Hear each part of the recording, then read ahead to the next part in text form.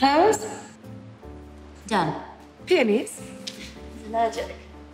Can't you make the effort? I'll ask. Peonies would look great, but obviously they decided against it. Catering? Don't be mad. Exotic or vegan? What? So fun. She's pretty enthusiastic. Oh, of course he is. When we suggested adding a bit of exoticism into our lives, I put pineapple into the stew, and he went off with his Brazilian fitness coach. Well, the day of the wedding, she will be in Rio with her family for a baptism. No meat, no Adriana. Yes, that makes sense. Now, what about the maid of honor? Because you know it is of the utmost importance. We've already discussed this.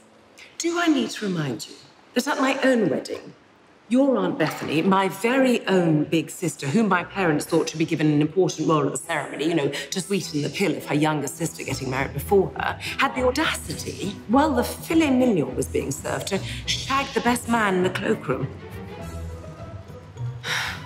Poor little Andrew was searching for his teddy bear in there.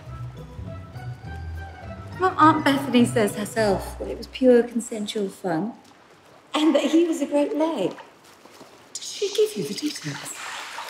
Oh, it didn't stop there, by the way. At the end of the soiree, she went off with one of the waiters, who also happened to be the cheesemonger. Fishmonger. The fishmonger, thank you, darling, that we went to every Saturday. We couldn't go through them again. Mum, she ended up marrying him. Can you please call him Jack like the rest of us? Why, oh, why did she have to choose that day? I mean, she could have went off with him any day of the week. We had fish all the bloody time. Bethany, I didn't see you there. You look... Who chose her outfit? A friend? A foe?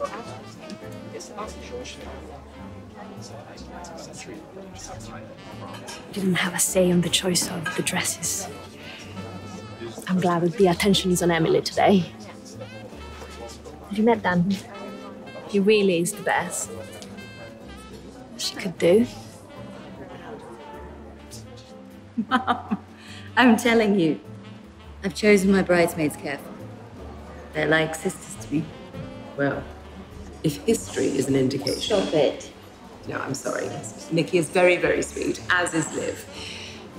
Rachel, was she your first flatmate at uni? Yes, she was. The country dweller, stressed out by urban life on campus. Is that what I told you at the time? Yes. Yes, exactly. You said that she had to leave to get some air. Well, at least she experimented. What? You know, life in the city. Right.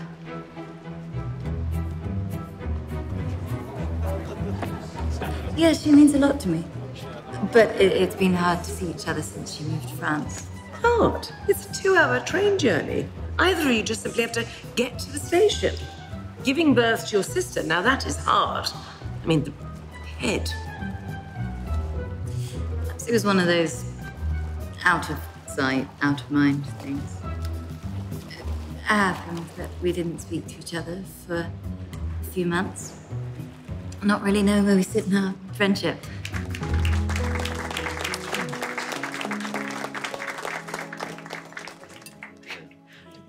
But it'll be good that she'll be here.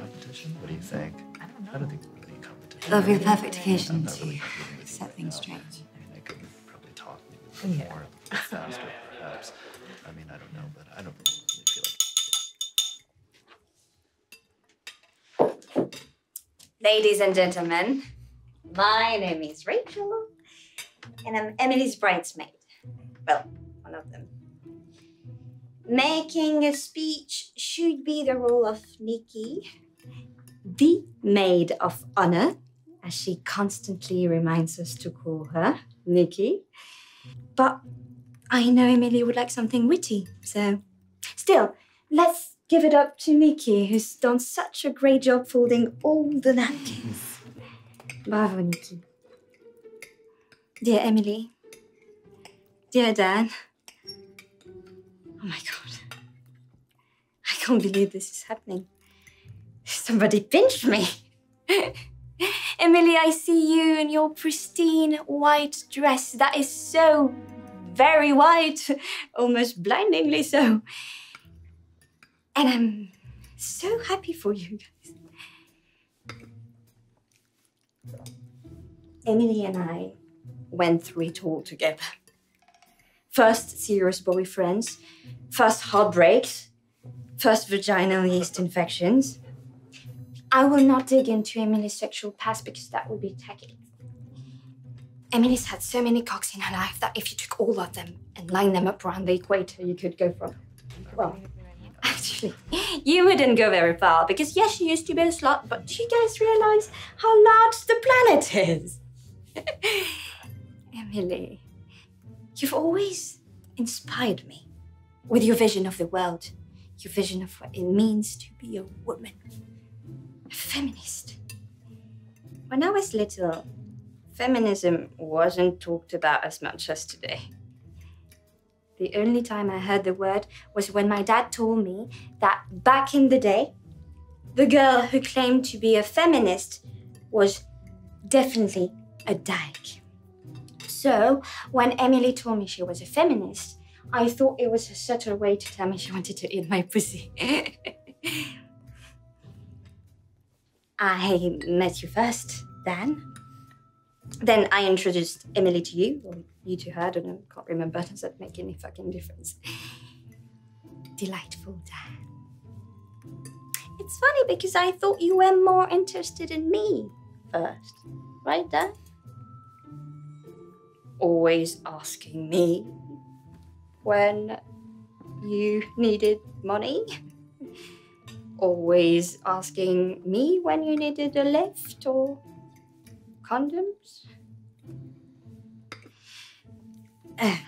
Emily, Dan, and I quickly became inseparable. Such a magical threesome. Magical trio. I was so surprised when they told me they were dating. Then our trio evolved into the wonderful duo you are today. Emily,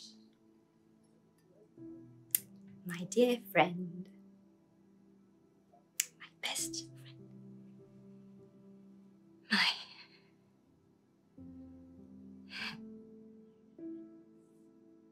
Somebody said you got a new friend. Does he love you better than I can?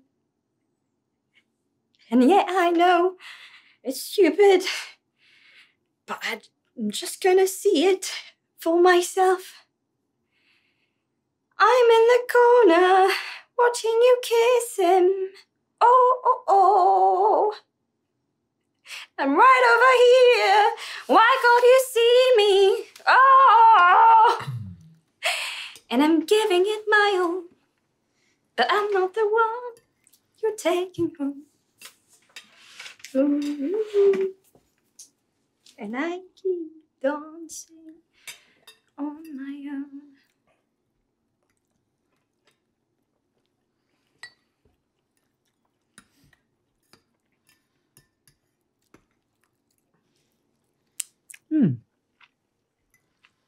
Well, at least she's not going to shag the best man.